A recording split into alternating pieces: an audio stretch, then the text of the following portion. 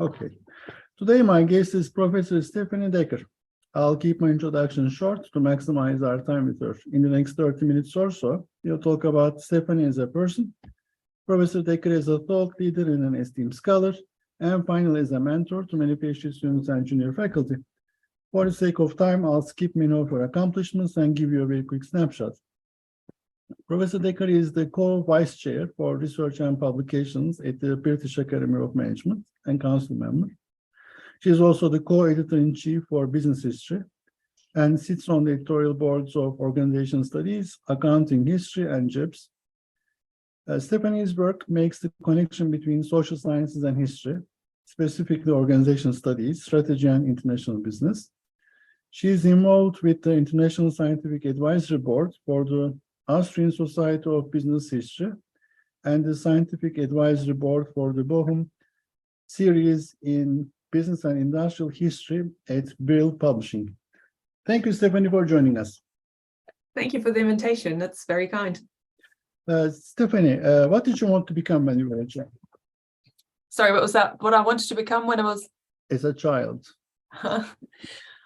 I was just thinking back because I saw, obviously, these are sort of the questions you ask in these interviews. And one thing that I remembered was that I always really liked books and reading. And I always had this sort of idea of, yeah, I would like to do something when I'm grown up or I can do all of these things. So I think when I was probably a young teenager, I found one of these books on the shelves that had a series of really curious symbols. And I went on a little research project of my own. This was before the internet, to sort of find out what these symbols meant. And I found it really revealing then, you know, when you have this moment and you figure out what it is and why it's there. I mean, it was just really something to, you know, illustrate a book, but still they were very curious. And I ended up sort of writing it up for myself. And I thought, oh, wouldn't that be great if there was a job like this? But I wasn't from an academic family, so I had no idea that there are actually jobs where you know, find something curious and then you spend a long time trying to find out everything about it and then you write it up. But I think as a kid, I kind of thought at some point that would be a great job, but I don't think that exists. And so I think it took me many, many years to figure out that job actually did exist. And I think now I have it. So that's quite good.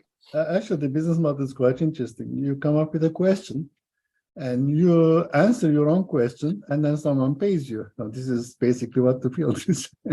It is. I mean, I got to say, when I was 13, I definitely wasn't paid, and nobody paid any interest, which is probably also a little bit what the experience of academics is like. But, you know, you find your group of people who are as curious as you and interested. And where did you grow up? I grew up in Germany, very west of the country, right on the Dutch border. So, outside Düsseldorf, but quite a small town. So, yeah. Okay. And how did you come to academia?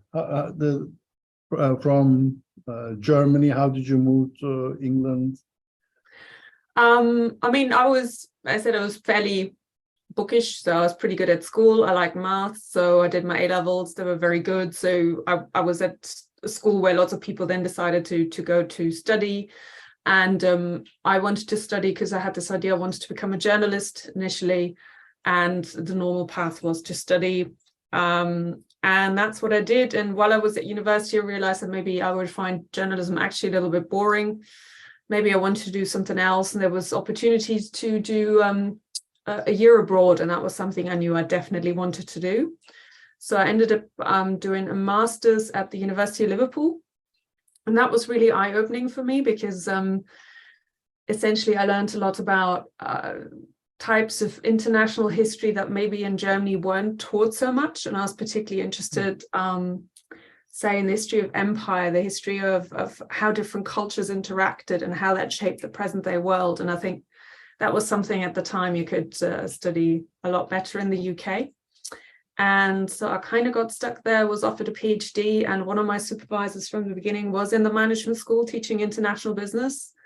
So while I did a PhD in history, I was from the beginning between sort of business and management schools and history departments, and everything I did was very contemporary and very much sort of focused about how do we end up where we are with this world that we're in.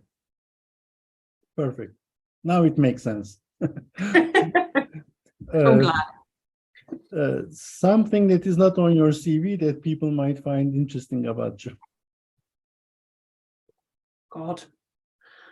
I quite like drawing and art museums. I'm quite sort of artistic, so that really has very little space on an academic CV. But on the other hand, I think that's okay, because I think that's sort of a hobby. That's something I like doing. So I probably do it a little bit less now. But then there's you know, social media and all of these things. You can design PowerPoints. I tend to probably spend a little bit too long on my PowerPoints, because I quite like the design aspects that you can do digitally, whether it's social media or presentations. And I think this comes from artistic interest, let's put it that way. And if you could do it all over again, what would be the second best career path for you? Good question. I don't know if I could do it all again. I would probably even try to travel more, and to maybe even go abroad earlier and to more areas of the world. So I think at the end, everybody sort of, you have limited energy. And I also find that places where I've lived, I've really liked it there. So I really like being somewhere for a longer period of time. But on the other hand, it's also nice to find out new things. And, you know, the world's still a really big place. So I sometimes think maybe even more time internationally would be great. So are you now settled in Birmingham? Are you thinking of moving? Can you move for a year, 2 years? I guess I could, but I would also say it's become a little bit more difficult. I've got, I'd say, older parents. They're still in Germany, so I do kind of travel all the time. And the advantage of being in Britain versus, say, the US is it is just a very short hop if you're in Europe. Mm-hmm. And I always kind of enjoyed that about Europe, that sort of diversity that you have in a relatively short distance. But then obviously I've always been interested, say, in West Africa. I've been to Rwanda, and all of these things have not been possible since the pandemic. So I'd sort of done a lot of research in West Africa just before the pandemic. I was fortunate enough to go to Rwanda, which is East Africa, previously to South Africa. And it's just been fascinating to go to places that are just very different from what I grew up with, and I've always found that extremely satisfying. But I guess the older you get, the more responsibilities you have. So for me, these are increasingly shorter trips, I'd say. That's right. So regrets, have you got any regrets in life? I don't think that many, no. I mean, I kind of think that there's always more you could have done, but on the other hand, I also find that sometimes doing the things that you're doing properly is also worthwhile. So I'm not sure whether they're regrets. Couldn't say that I have anything that's really burning on my soul. I mean, there's always things where I think, oh, could have done that. But at the end of the day, I think, no, can't really think of anything that I would say like it's a regret. Regret's like a big word. What can I say? You're blessed. Or maybe just blessed with a poor memory. That might also. Well, you're a historian, so of course it comes with the territory. What are you most proud of? I don't know what I'm most proud of. I guess the fact that I lead a very good life with good friends, lovely partner. We have a dog. Our life is good, and I think that people underestimate it. Takes a lot of investment to lead a good life, I think. And last personal question: what are you most passionate about? Well, it depends whether it's my private life or my professional life. In my private life, I think I'm really passionate about, you know, things like cooking and eating well, to be perfectly honest. In my professional life, it's really doing the kind of work that I find interesting. That sort of, you know, I think you always have to have a bit of a balance between the things you have to do in work and the things you really want to do. And getting that balance right, I think that's important. And that means you always have to do some things you actually feel passionate about and that you think are meaningful and you think you've done well.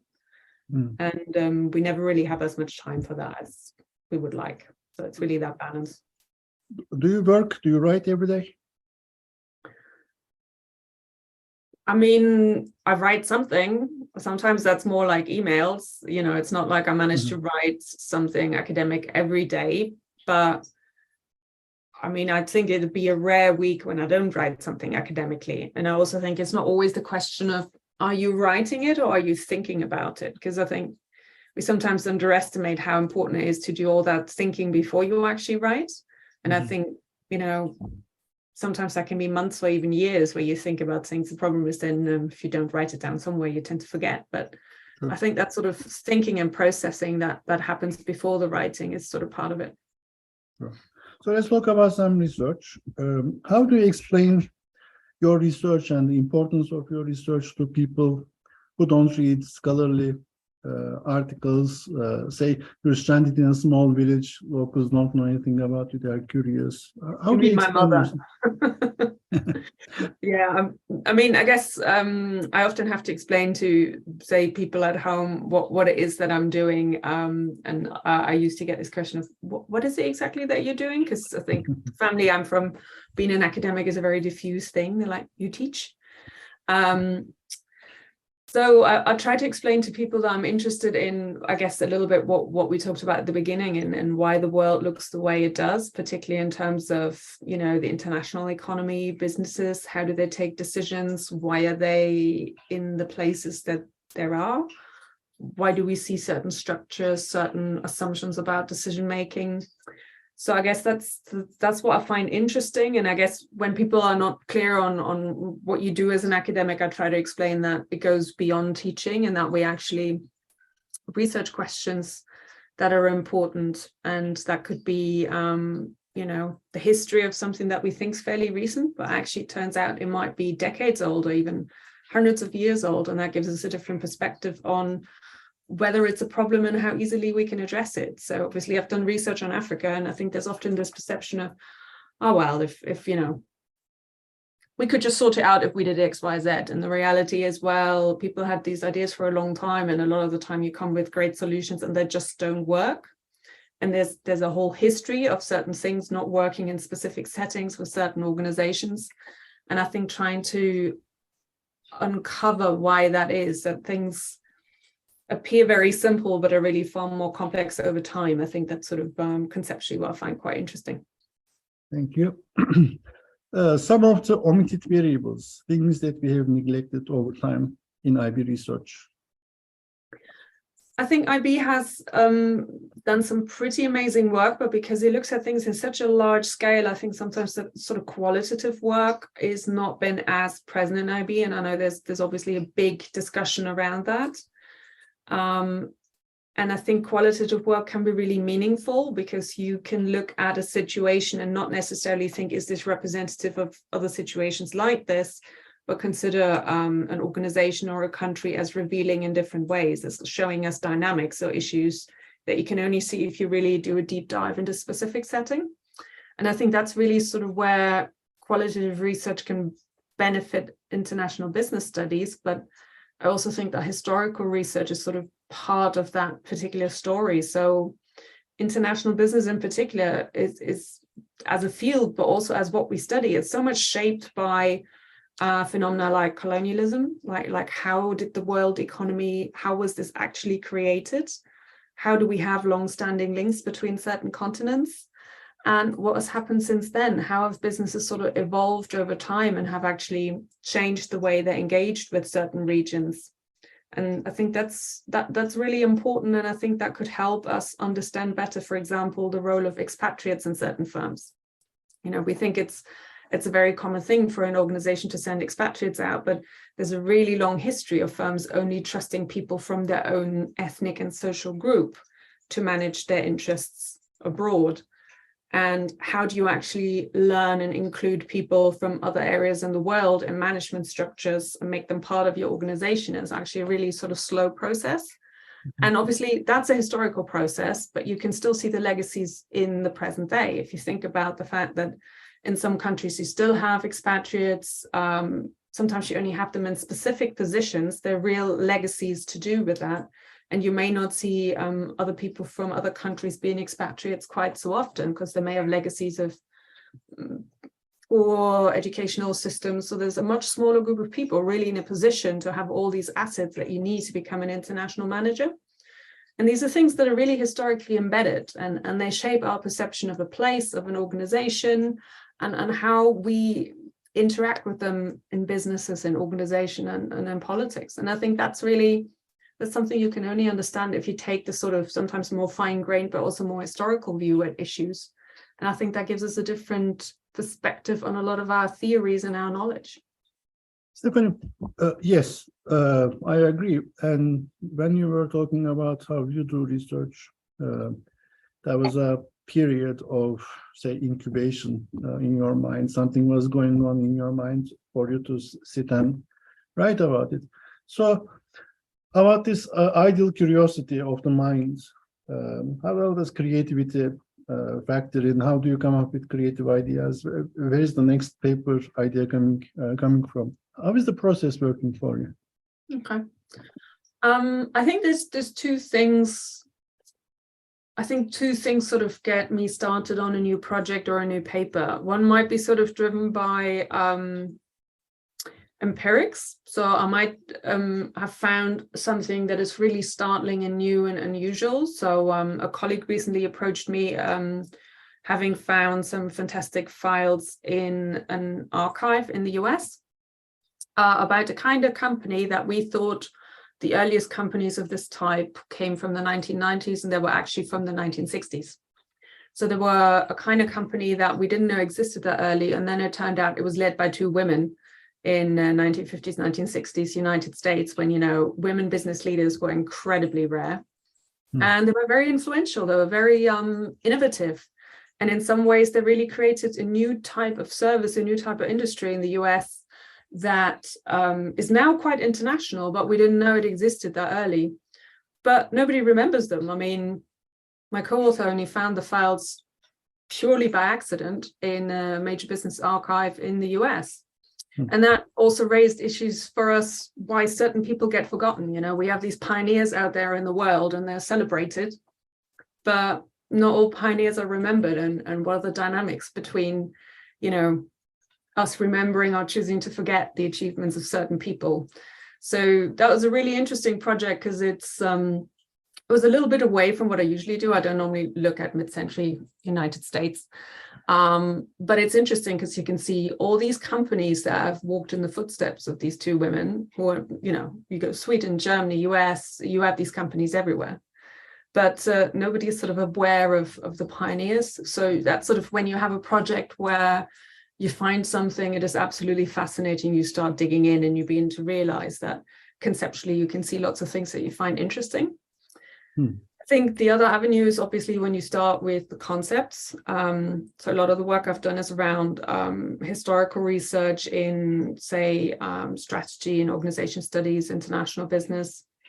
So I sort of know that in terms of the research I have done and I want to do further, it's really around taking these ideas and working them through, developing something around a specific concept to illustrate, for example, how important it is to understand, say, the historical evolution of something, or to use a specific setting to understand how very long running certain issues are. I think we're sometimes extremely short-termist and we don't understand that, you know, when we look at global challenges, particularly, global challenges are global challenges because they're decades old. And if we start to develop solutions that have a time horizon of 5 years, that's not addressing a global challenge in any meaningful way. So looking at a global challenge, how it has evolved over time, but also seeing the various attempts to solve a global challenge, say over decades, and see how that challenge has evolved and changed its colors, changed its shape, but it retains still, you know, a continuity with the original challenge. And you realize so many clever people and organizations have been working on a global challenge, and it's not impervious, but it's also not easily solved. And I think that's the sort of understanding about just how long run some of our solutions need to be for us to do any meaningful, intellectually challenging, theoretically rigorous research. That's, I think, conceptually really what I'd like to do next. Well, you did start on a different answer or a different question about the evolution of the field. You mentioned global challenges that we are more involved in, and maybe we will be more involved in bigger questions in IB. It will be more interdisciplinary, maybe, hopefully. Everyone, it's like a lip service now, everyone talks about it. So what's next? What's next going to be in the evolution of IB especially with these global challenges? I don't know. I think IB maybe in many ways has looked at some broad theoretical challenges and some very practical questions in the past. But I think this issue of multidisciplinarity and transdisciplinarity isn't going to go away. So I think for IB, there'll be a real question how separate the field can meaningfully be, given that so many other areas look at problems in a very international way as well. Okay. And I think IB brings in ideas around distance, around complexity that are very valuable. And I think for IB as a field, it's important, I think, that these contributions are seen and form part of these bigger debates. But yeah, I think the trend is really going towards lots of different fields doing very interdisciplinary, very large scale, very complex topics, themes, theoretical approaches. I think how IB gets a place within those debates is the next big challenge. A word that comes to mind when I'm listening to you, that the field and research has to be definitive. And the example that you gave about the new research area from 1950s, 1960s, two women in America, United States, doing some industry entry. I forgot who said it, but it was about discovering America. And they said, you know, everyone discovered America a couple of times before Christopher Columbus, but no one needed to do it after Christopher Columbus. So some people are simply definitive. They basically define the field, they define the thrust in the area. About how does history, because you did talk about also colonialism. I mean, you did go back way long, way behind. How is this going to be taking shape, especially with these new fashionable ideas, SDGs and social engineering, social fabrication, nation building? These are the new things that is going on. How is it going to be impacting our field for our research going forward? I don't know. And I guess these are all different issues that will likely have different types of impact on IB, because I think they're not necessarily all having the same impact.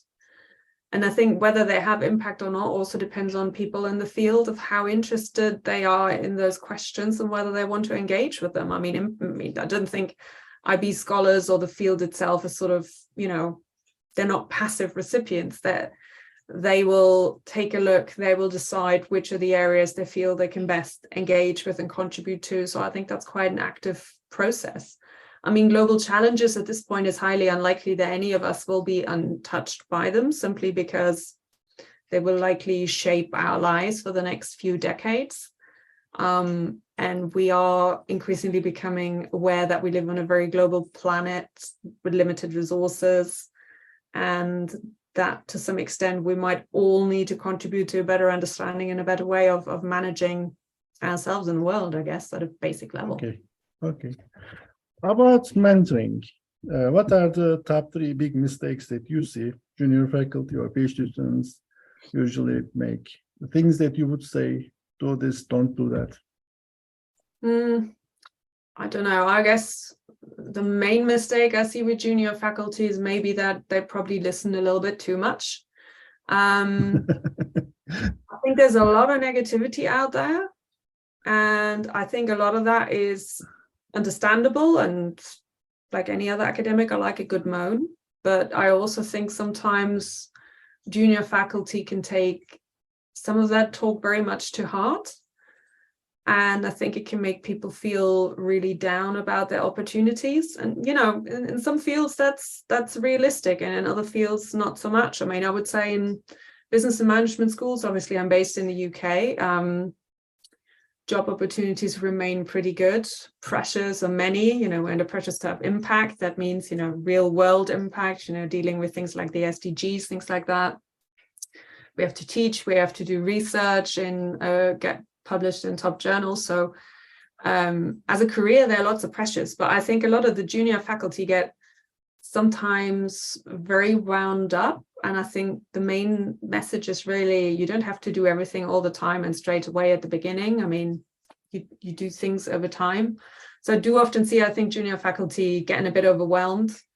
And then I think the other thing is really the mistake. I mean, there's this great line, advice never hurts the giver. I mean, who are you listening to? I think people, particularly at the start of their career, sometimes need to be very selective in terms of, who are they listening to, and B, what do they think are the right things to focus on, which can be really hard. I completely appreciate that. But I think it's very easy to just, run after everything and listen to everything. And from what I see, there's maybe just too much noise out there, and it tends to get very stressful for junior faculty.